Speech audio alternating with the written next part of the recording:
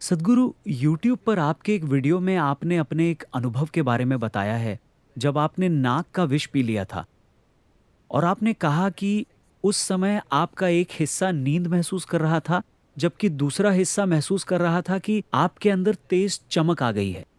तो चरस या गांजे जैसे दूसरे कुदरती नशीले पदार्थों के इस्तेमाल के बारे में आपकी क्या राय है? क्योंकि इसके पर्याप्त सबूत मौजूद हैं कि गांजे के सेवन से कई मेडिकल फायदे हैं। मेडिकल फायदे बीमार लोगों के लिए हैं, है ना?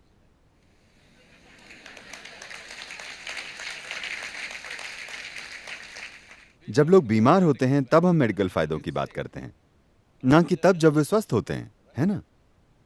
तो आ, मुझे खुशी है कि आपने थोड़ी रिसर्च की है उस नाक के विष वाली चीज पर।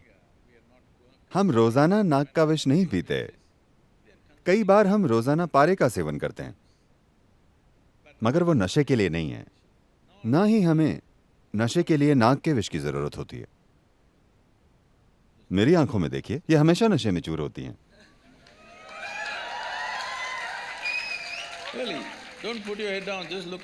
अपना सिर नीचे मत कीजिए, मेरी ओर देखिए। मैं हमेशा नशे में होता हूं। मैंने कभी कोई नशीला पदार्थ छुआ भी नहीं। मगर क्या ये सच है कि ये इंसानी सिस्टम दुनिया की सबसे जटिल केमिकल फैक्ट्री है? हेलो? तो अगर आप इसे अच्छी तरीके से मैनेज करना जानते हैं तो आप जो चाहे इसे पैदा कर सकते हैं। खैर, एक इजरायली वैज्ञानिक था, आपने उसके बारे में सुना होगा क्योंकि आपने इस पहलू पर काफी रिसर्च की है। वो गांजे और न्यूरोलॉजिकल प्रणाली पर उसके असर के बारे में रिसर्च कर रहा था। उसने अमेरिका में अपना शोध शुरू किया। उसके लिए उसे हर साल करीब 15 किलो गांजा मिल रहा था। करीब 12-13 साल तक उसे यह मिला। उसने कोई नतीजा नहीं निकाला। 1980s के दशक में जब अमेरिकी ड्रग एजेंसियां,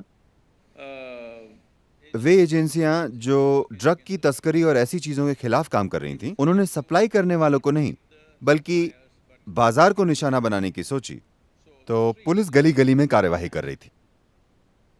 उस समय पुलिस और एजेंसियों ने कहा, इस आदमी को हर साल 13 किलो गांजा मिल रहा है, हर साल। हमें इसकी तरफ से कोई पेपर भी नहीं मिला है, इसे बंद कीजिए। उन्होंने सप्लाई बंद कर दी। फिर वो इजराइल चला गया और दिखाया कि उसने अब तक क्या किया है, और वहां उसे उसकी मनचाही मात्रा में गांजा दिया गया। लगभग 4.5 सालों में उसने निष्कर्ष निकाला। उसने कहा, हमारे दिमाग के अंदर गांजे के लाखों ग्राहक बिंदु हैं। मगर क्यों? तो उसने ये सूचना अलग अलग वैज्ञानिक क्षेत्रों तक पहुंचाई, ये पता करने के लिए कि इंसानी दिमाग में लाखों गांजे के ग्राहक बिंदु क्यों हैं। स्वाभाविक रूप से मानव वैज्ञानिकों ने कहा, शायद किसी समय सारी मानव जाति धूम्रपान करती थी।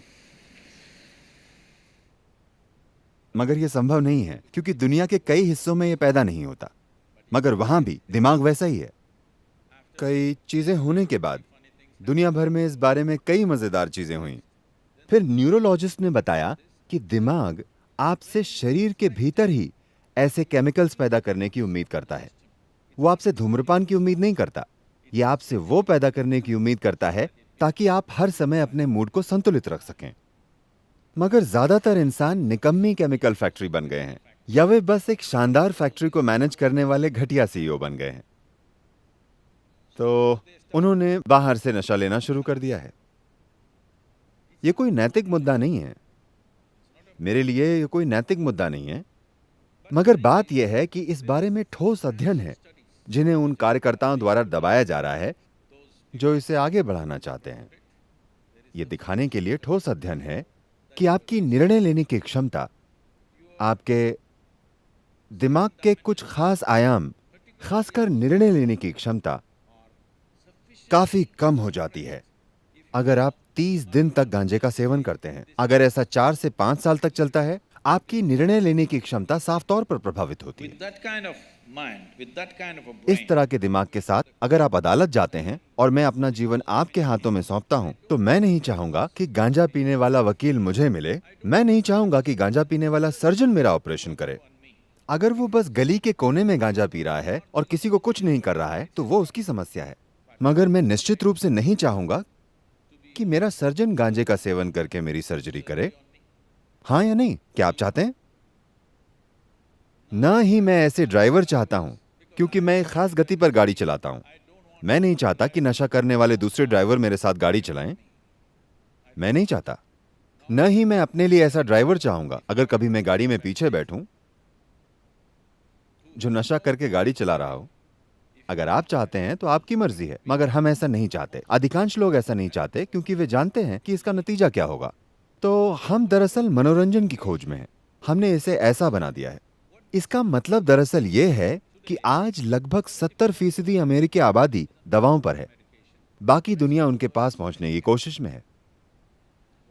हाँ, बाकी दुनिया उनके पास पहुंचने की कोशिश कर रही है। लोग कम उम्र से ही दवाइयां लेना शुरू कर रहे हैं। बाकी 30% निश्चित रूप से उन चीजों का इस्तेमाल कर रहे हैं जिनकी आप बात कर रहे हैं। सिर्फ गांजा ही क्यों लें, हम थोड़ी कोकेन क्यों ना ले लें, क्योंकि वो ज्यादा जबरदस्त होती है। क्यों? अरे कोई बात नहीं, मुझे कोई फर्क नहीं पड़ता। मैंने आपसे कहा ना कि मेरे लिए ये कोई नैतिक मुद्दा नहीं है। सवाल यह है कि ये आपके जीवन को बेहतर बनाएगा या उसे दबा देगा। ये आपको पूरी तरह आपका जीवन जीने देगा या आपको उसके मुकाबले एक सीमित जीवन बना देगा, जैसे आप अभी हैं या हो सकते हैं। Nothing less than what you can do must happen in this life. आप जो isn't it? कर सकते हैं उससे कम कुछ भी इस जीवन में नहीं होना चाहिए, चाहे वजह कुछ भी हो, आपके नजरिए या तनाव या ड्रग या किसी भी वजह से। आप जितना हो सकते हैं उससे कमतर इंसान आपको नहीं होना चाहिए। आपको जीवन अधिकतम ऊंचाई पर ले जाना चाहिए, क्योंकि इस जीवन में सब कुछ बस यही है कि आपके जीवन का अनुभव कितना तीव्र और गहरा है।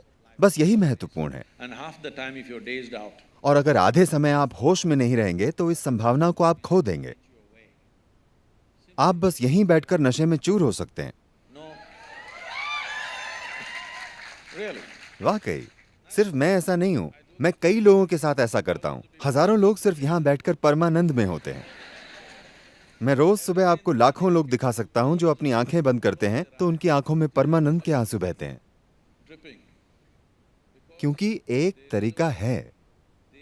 तरीका है इस शरीर को सक्रिय करने का, क्योंकि इस धरती पर इससे जटिल केमिस्ट्री नहीं है।